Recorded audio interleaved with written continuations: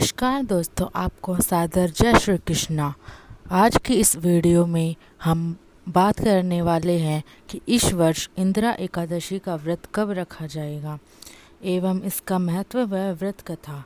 यह व्रत हर वर्ष आश्विन मास के कृष्ण पक्ष की एकादशी तिथि को मनाया जाता है। इस वर्ष यह व्रत 16 सितंबर 2025 मंगलवार की देर रात 12:23 पर शुरू होगी और 17 सितंबर 2025 बुधवार को रात 11:40 पर समाप्त होगी। इसलिए इस वर्ष यह व्रत 17 सितंबर 2025 बुधवार को ही मनाया जाएगा एवं इस व्रत का पारना अगले दिन यानी 18 सितंबर 2025 गुरुवार को होगा, जिसका शुभ मुहूर्त सुबह 6:07 से लेकर 8:34 तक रहेगा। इंदिरा एकादशी का व्रत पितृपक्ष में आता है और यह पितरों की आत्मा की शांति और मुक्ति के लिए रखा जाता है।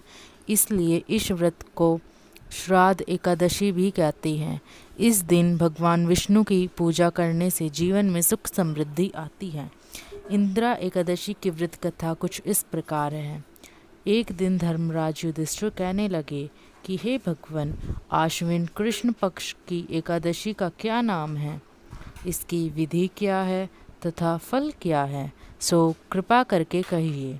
भगवान श्री कृष्ण कहने लगे कि इस एकादशी का नाम इंदिरा एकादशी है। यह एकादशी पापों को नष्ट करने वाली है तथा पितरों को अधोगति से मुक्ति देने वाली होती है। हे राजन, ध्यानपूर्वक सुनिए, इसकी कथा सुनिए।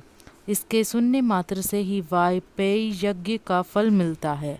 प्राचीन काल में सतयुग के समय महिष्मती नाम की एक नगरी में इंद्रसेन नाम का एक प्रतापी राजा धर्मपूर्वक अपनी प्रजा का पालन करते हुए शासन करता था। वह राजा पुत्र पौत्र और धन आदि से संपन्न और विष्णु का परम भक्त था। एक दिन जब राजा सुखपूर्वक अपनी सभा में बैठा था तो आकाश मार्ग से महर्षि नारद उतरकर उसकी सभा में आए। राजा उन्हें देखते ही हाथ जोड़कर खड़े हो गए और विधि पूर्वक आसन व अर्घ्य दिया। सुख से बैठकर मुनि ने राजा से पूछा कि हे राजन, आपके साथ तो अंग कुशल पूर्वक तो है, तुम्हारी बुद्धि धर्म में और तुम्हारा मन विष्णु भक्ति में तो रहता है। देवर्षि नारद की ऐसी बातें सुनकर राजा ने कहा, हे महर्षि, आपकी कृपा से मेरे राज्य में सब कुशल है तथा मेरे यहाँ यज्ञ कर्मादि सुकृत हो रहे हैं। आप कृपया करके अपने आगमन का कारण कहिए। तब ऋषि कहने लगे कि हे राजन, आप आश्चर्य देने वाले मेरे वचनों को सुनो। मैं एक समय ब्रह्मलोक से यमलोक को गया। वहाँ श्रद्धापूर्वक यमराज से पूजित होकर मैंने धर्मशील और सत्यवान धर्मराज की प्रशंसा की। उसी यमराज की सभा में महान ज्ञानी और धर्मात्मा तुम्हारे पिता को एकादशी का व्रत भंग होने के कारण देखा। उन्होंने संदेशा दिया, सो मैं तुम्हें कहता हूँ। उन्होंने कहा कि पूर्व जन्म में कोई विघ्न हो जाने के कारण मैं यमराज के निकट रह रहा हूँ। सो हे पुत्र, यदि तुम आश्विन कृष्ण पक्ष की इंदिरा एकादशी का व्रत मेरे निमित्त करो तो मुझे स्वर्ग की प्राप्ति हो सकती है। इतना सुनकर राजा ने कहा कि हे महर्षि, आप इस व्रत की विधि मुझसे कहिए। नारद जी कहने लगे, आश्विन माह के कृष्ण पक्ष की दशमी के दिन प्रातःकाल श्रद्धापूर्वक स्नानादि से निवृत्त होकर पुनः दोपहर को नदी आदि में जाकर स्नान करें। फिर श्रद्धापूर्वक पितरों का श्राद्ध करें और एक बार भोजन करें। प्रातःकाल होने पर एकादशी के दिन दातून आदि करके स्नान करें।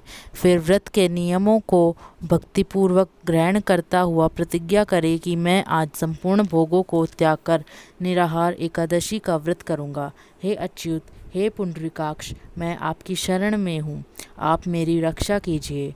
इस प्रकार नियम पूर्वक शालिग्राम की मूर्ति के आगे विधि पूर्वक श्राद्ध करके योग्य ब्राह्मणों को फलाहार का भोजन कराएं और दक्षिणा दे। पितरों के श्राद्ध से जो बच जाए उसको सुंकगों को दे तथा धूप दीप गंध्य पुष्प नैवेद्य आदि सब सामग्री से विशेष भगवान का पूजन करें। रात में भगवान के निकट जागरण करें। इसके पश्चात द्वादशी के दिन प्रातःकाल होने पर भगवान का पूजन करके ब्राह्मणों को भोजन कराएं।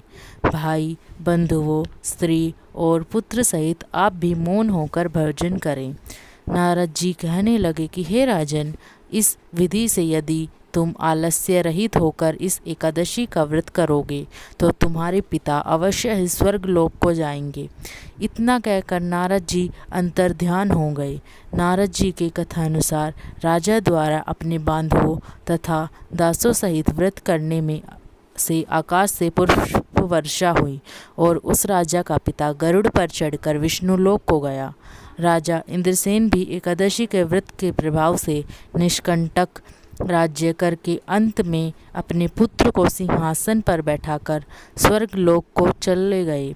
हे युधिष्ठिर, यह इंदिरा एकादशी के व्रत का महात्म्य मैंने तुमसे कहा। इसके पढ़ने और सुनने से ही मनुष्य सब पापों से छूट जाते हैं और सब प्रकार के भोगों को भोगकर वैकुंठ को प्राप्त हो जाते हैं। तो ये इंदिरा एकादशी की व्रत कथा थी। बोलो श्री कृष्ण भगवान की जय, बोलो विष्णु भगवान की जय।